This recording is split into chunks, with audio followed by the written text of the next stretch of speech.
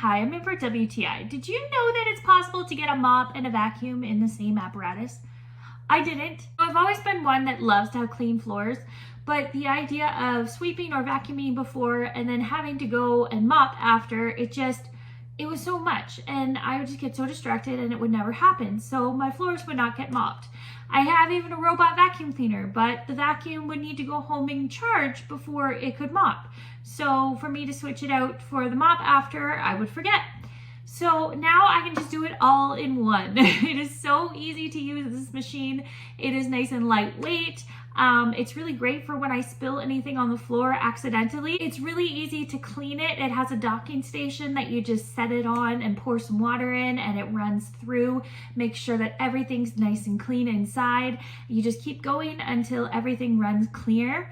And then hang your pieces up to dry after. So it's so easy to clean it. I like that it doesn't take a lot of setup. It's not hard to use at all.